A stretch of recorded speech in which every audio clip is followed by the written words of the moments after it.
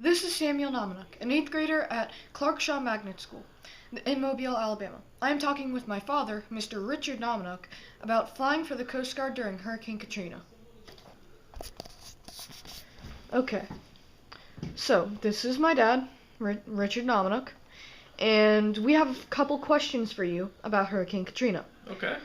I understand that you flew for the Coast Guard at the time of Hurricane Katrina. Did you fly out into the areas that were, largely affected by the hurricane?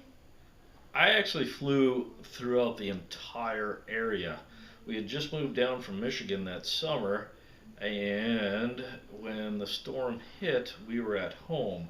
And I was a second wave to go down to Waveland, Biloxi area, and then when I got back, then we turned the plane over to another crew. That crew went out. I got some crew rest, and then after that, I flew down into the New Orleans area where the flooding was the heaviest. Okay. Um, what was it like flying into those areas? Was there much destruction? When we first got down into Biloxi and Waveland area, the cockpit was completely silent. We were all in awe at how much destruction. When you looked at the shoreline, from the shoreline in at least 2 to 3 football fields, there was nothing. It was all gone. Destruction was immense. Down in New Orleans, it was all flooding. So there was a lot.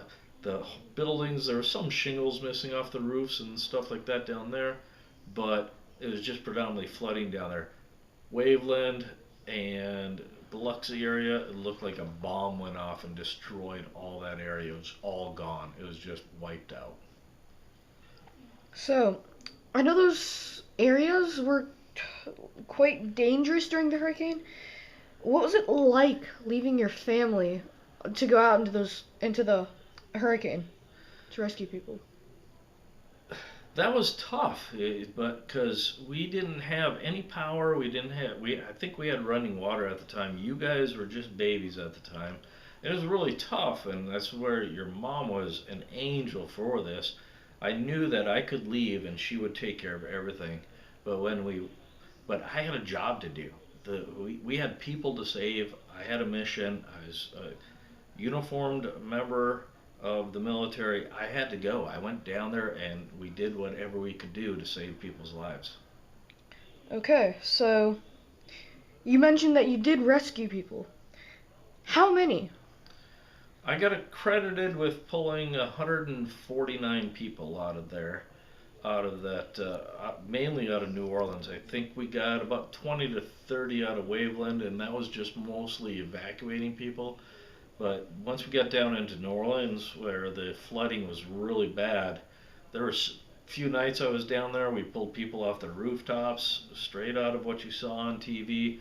Dropped our rescue swimmer down, chopping holes in the roof, pulling people out.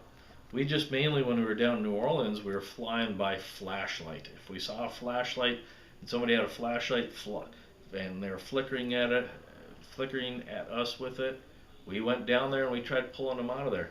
My biggest day, we pulled 92 people off of a rooftop. It was a school rooftop. Originally, we came in there was just a few people up there, and we started pulling them off the rooftop. It was about a 4 or 5 story schoolhouse. Pulled those people off of there, but then I noticed we came back to get the rest of them, and there's boats coming in from all over, little John boats. Local people in the community saw that we were pulling people off that rooftop, so they started bringing everybody in there.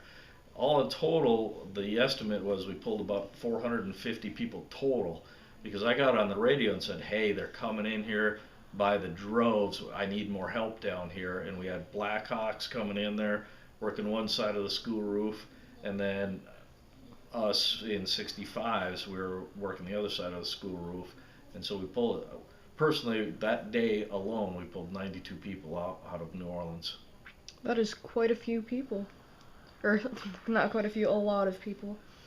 So, you've been talking a lot about Louisiana and those areas. Did you fly at all into parts of Alabama that were affected and rescue people? Oh, My biggest Alabama story. Alabama didn't have a lot of rescues going on at the time, but we did get a call. I'm pretty sure it was my second day into the mix, second or third day into the mix. We were told that there was a life raft that had separated from a ship down on the Gulf, and we needed to go find that life raft and see if there was anybody on it. And as we were flying south, we flew over the west end of Dolphin Island. And that's when, again, silent cockpit because we were all in awe.